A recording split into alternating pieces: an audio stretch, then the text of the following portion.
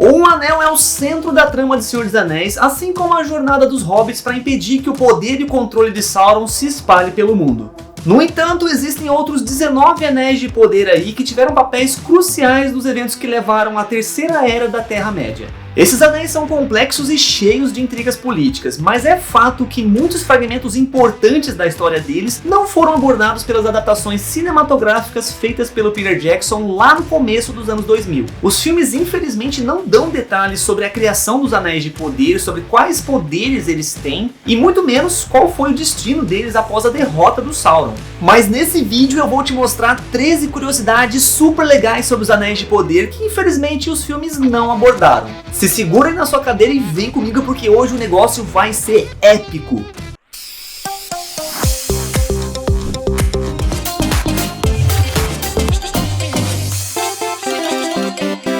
E aí galera, tudo beleza com vocês? Eu sou o Edu Parieri e sejam muito bem-vindos a mais um vídeo aqui no Beco do Nerd. O universo criado pelo J.R.R. Tolkien em O Senhor dos Anéis é vasto e cheio de mistérios. Além disso, a trilogia clássica acabou deixando muita coisa de fora e muitas perguntas surgiram na nossa cabeça desde então. Por exemplo, quantos anéis foram feitos no final das contas? Além do anel do Sauron e dos outros 19 que foram distribuídos entre os elfos, os anões e os humanos, algum outro anel foi feito? E como funcionam os outros anéis? Eles têm os mesmos poderes que o do Sauron? E mais ainda, o que aconteceu com esses outros anéis após a destruição do Um Anel, o anel principal? Bom, agora a franquia finalmente vai ter uma nova chance para responder todas essas perguntas. E isso porque já foi revelado que a série Os Anéis de Poder foi planejada para ter 5 temporadas, galera. Ou seja, é tempo mais que o suficiente para trabalhar não apenas essa questão da ascensão e da guerra contra o Sauron, mas também todos os detalhes que envolvem a origem dos outros anéis. Mas sem mais delongas, bora lá conhecer 13 curiosidades muito interessantes sobre os Anéis de Poder que você provavelmente não sabia e que ao mesmo tempo seria muito foda se a série colocasse pra gente. Número 1.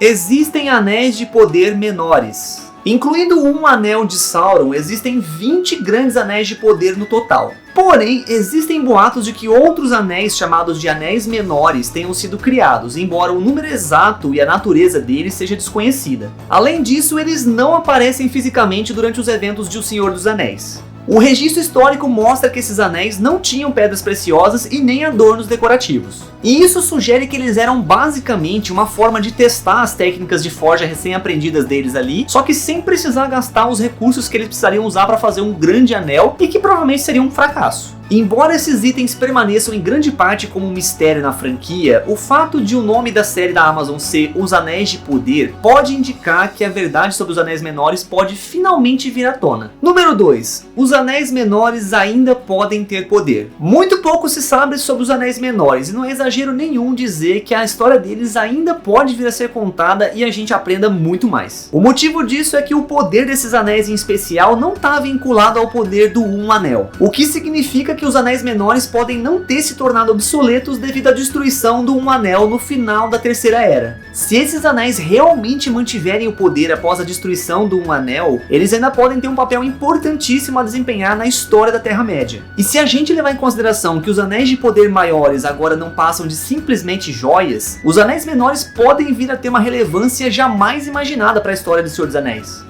E sabe o que mais pode ter uma relevância jamais imaginada? A sua inscrição aqui no canal, poxa. Pô, vamos lá, né, galera? Me ajuda aí, deixa o seu like, se inscreve no canal. Eu imagino que se você tá assistindo o vídeo até aqui é porque você gostou do conteúdo. Então considera se inscrever, não se esquece de ativar o sininho para não perder nenhuma notificação, galera. E assim vocês vão me dar uma força gigantesca. Mas bora lá para a próxima curiosidade aí. Número 3. Sauron engana os elfos na forma de Anatar. O papel de Sauron como tenente dedicado de Morgoth durante a Primeira Guerra não é esquecido pelos elfos, e é por isso que inicialmente ele tenta conseguir a fidelidade dos humanos primeiro. Só que ele acaba chegando à conclusão que a única forma real de criar e manter o poder seria se aliando aos elfos, por mais que fosse temporariamente. Mas o Sauron, sendo muito esperto que ele vai lá e manifesta uma identidade falsa chamada de Anatar durante a Segunda Era, que é a mesma época em que vai se passar a série da Amazon, Os Anéis de Poder. Dessa forma, o malandro consegue se aproximar e ser bem-vindo pela maioria das terras élficas. E apesar da Galadriel, do Gil-galad e do Elrond terem suas suspeitas a respeito da verdadeira identidade dele, eles não conseguem provar nada.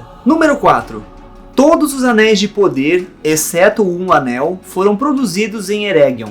Governada por Celebrimbor, Eregion é o reino dos Noldor, o segundo clã que se juntou à Grande Marcha para vir ao oeste. E ele costumava ser um lugar pacífico até o aparecimento de Anatar. E isso pode ser notado devido à relação amigável que existia entre os elfos dessa região e os anões de Khazad-dûm. Infelizmente, os verdadeiros motivos de Sauron permaneceram ocultos lá para os habitantes de Eregion. Além disso, o simples fato desses elfos pertencerem ao Gawaieth Ai-Mirdain já era motivo mais que o suficiente para eles ficarem interessados em ajudar o Sauron a forjar os Anéis de Poder.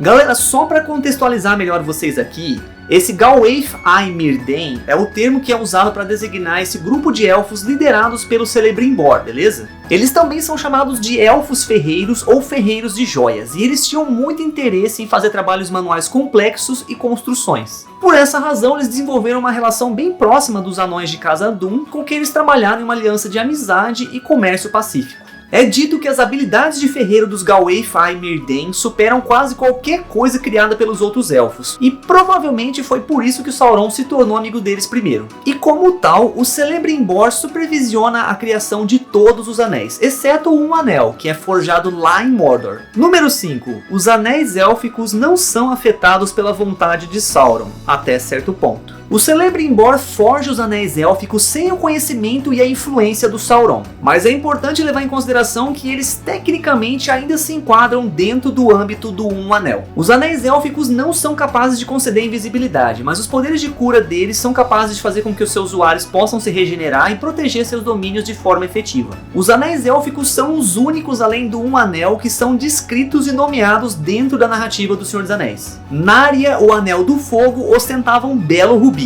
Nenya, o Anel da Água, ou Anel Adamantino, era feito de mithril e ornado com uma pedra branca, que possivelmente era um diamante, tal como o nome sugere. Vilya, o Anel do Ar, que era o mais poderoso dos três, era feito de ouro e tinha uma safira. Antes da tomada de Eregion, o Celebrimbor concedeu para o Gil-galad o Narya e o Vilya, e o Nenya para Galadriel. O Gil-galad posteriormente entrega o Narya para Círdan dos Portos e o Vilya para Elrond, um pouco antes de morrer. Os três permaneceram escondidos e seus portadores não foram revelados até o final da Terceira Era. O Sauron jamais tocou nesses anéis, e os portadores usaram eles para aprimorar e preservar os reinos élficos que sobraram na Terceira Era. O Elrond usava o Vilya em Valfenda, a Galadriel usava o Nenya em Lothlórien, e Círdan usava o Narya nos Portos Cinzentos. Quando os magos desembarcaram na Terra-média, Círdan entregou o Narya aos cuidados de Gandalf, que ficou com a posse dele até o final da Terceira Era. Uma outra curiosidade sobre o Anel do Gandalf é que ele tinha o poder de encorajar e inspirar aqueles que haviam sido oprimidos pelo Sauron. Número 6. Sauron declara guerra aos elfos pelo controle total dos anéis. Quando Sauron usa um anel, ele instantaneamente revela toda a sua escuridão para os elfos, desvendando assim todos os esquemas de dominação que ele havia preparado com muito cuidado. Ele conclui que a única opção que sobrou foi a força bruta, e ele desencadeou o que ficou conhecido como a Guerra dos Elfos e Sauron.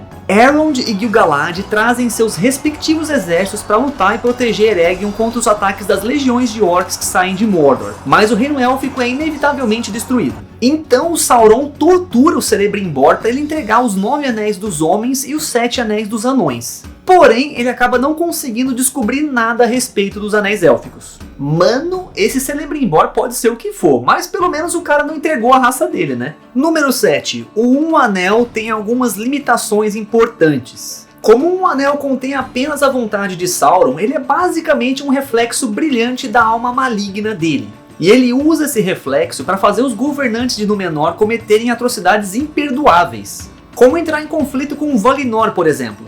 No entanto, esse grande anel de poder não é nada mais do que uma peça de joalheria sem valor nenhum para pessoas como Tom Bombadil, o que também significa que o Um Anel não é onipotente de forma alguma. Além disso, qualquer um dos Valar poderia facilmente esmagar ele entre os dedos se tentasse. Galera, pra quem não conhece a história, né, Tom Bombadil é o ser mais poderoso e antigo de toda a Terra-média, mais do que o Sauron, Galadriel e qualquer outro. Mas se você tiver curiosidade de saber mais sobre ele, deixa aqui nos comentários para eu saber, que depois eu posso fazer um vídeo separado só sobre ele. Número 8. A correlação com a Silmarils. As Silmarils de Fëanor são os artefatos mais importantes que já existiram, e elas já causaram um número de mortes e destruição consideráveis em todo o mundo. Para quem talvez ainda não conheça, as Silmarils são joias que foram criadas a partir de uma substância cristalina chamada Selima, e é dito que elas continham um pouco da luz das duas árvores de Valinor. Depois de muitos acontecimentos aí, uma delas é levada por Elendil em seu navio voador, e as outras duas caem no abismo de fogo e no oceano, respectivamente. Os anéis élficos de poder, Vilya, Narya e Nenya, são baseados em ar, fogo e água, o que sugere aí uma vaga semelhança temática com o destino que foi profetizado para Silmarils. Segundo Mandos, as Silmarils seriam perdidas para os elementos de Arda. Número 9. Os anéis foram criados em conjuntos. A maioria dos fãs de Senhor dos Anéis sabe que os anéis de poder foram criados e distribuídos em diferentes grupos, né? Que no caso aí são os elfos, os anões e os humanos. Mas o que muitos talvez não saibam é que eles foram criados em conjuntos específicos, cada qual para o seu respectivo dono.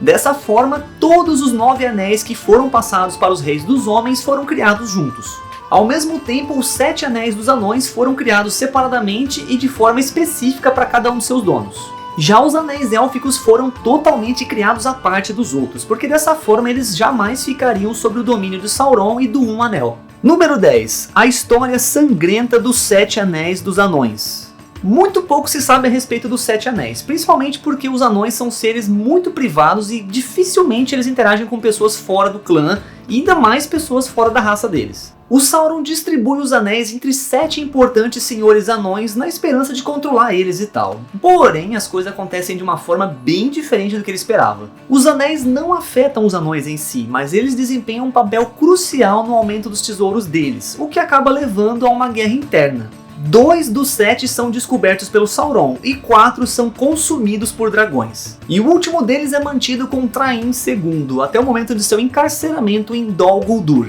Número 11. A natureza e a localização dos 9 anéis permanecem um mistério. Os 9 anéis funcionam exatamente da forma que era pretendida. Cada homem que usa um deles é totalmente dominado por Sauron, de corpo e alma. Os anéis transformam esses reis que antes eram humanos em espectros macabros daquilo que eles costumavam ser. Eles se tornam fantasmas atormentados chamados de espectros do anel. Curiosamente, o Tolkien escreveu no livro a seguinte frase: os 9 que os Nazgûl mantêm, o que sugere que eles têm a posse dos 9 anéis. Mas o Frodo observa claramente que eles não estão portando nenhum anel quando eles atacam ele lá em Amon Sul. Bom, aí existem duas interpretações para isso, galera. A primeira é que isso pode ter sido algum tipo de erro de roteiro ou descuido editorial. E a segunda é que o Sauron tem os 9 anéis sob a posse dele desde o começo. Apesar desse mistério ficar no ar, a série dos Anéis de Poder já tá rolando, e à medida que eles forem se aprofundando mais nos mistérios inexplorados da franquia, a gente pode vir a ter finalmente uma resposta em relação ao destino dos 9 anéis. Número 12. Os Anéis de Poder possuem um nível básico de senciência. O Gandalf diz em uma determinada passagem que os anéis são equipados para cuidarem de si mesmos. E aí ele explica que justamente por isso o anel passa de Isildur pro Gollum e depois pro Bilbo, ou seja, pegando carona aí em qualquer um que ele julgar ser um portador adequado. O anel faz todo e qualquer esforço possível para sobreviver, ao mesmo tempo que causa a angústia de seu usuário. Ele é basicamente um espelho que imita os desejos mais profundos do seu criador. É quase como se o anel tivesse uma consciência própria. E essa característica, de semi-senciência também está presente nos outros anéis, só que num grau muito menor do que no Um Anel. Número 13. Uma conexão adicional com Tolkien. Todo fã de Senhor dos Anéis já está mais do que familiarizado com seu magnífico autor, o J.R.R. Tolkien. Mas existe uma conexão impressionante e bizarra ao mesmo tempo entre o autor e a obra dele que muitas pessoas desconhecem. O Tolkien morreu no ano de 1973, o que é um ano muito importante para quem está familiarizado com o universo dos Anéis de Poder. E isso, galera, porque cada número do ano da morte do Tolkien corresponde a um conjunto dos anéis do livro. Porque, cara, saca só, se a gente for que nem tá no livro, de trás pra frente, são 3 anéis para os reis élficos sob o céu, 7 para os senhores anões em seus salões de pedra, e 9 para os homens mortais condenados a morrer. E por último, o Um Anel para todos governar. É claro que isso é uma mera coincidência. Ou será que não? Mas mesmo assim não deixa de ser uma curiosidade muito interessante para ser adicionada no universo mágico dessa obra-prima que é O Senhor dos Anéis. Mas agora me conta aí, tem alguma dessas curiosidades que você já sabia? Galera, como sempre, muito obrigado de coração por terem assistido até aqui. Não se esqueça de se inscrever no canal, porque em breve vou soltar mais vídeos de curiosidades sobre a série e sobre os personagens de Senhor dos Anéis, beleza? Uma ótima semana para todos vocês e a gente se vê na próxima, galera. Valeu!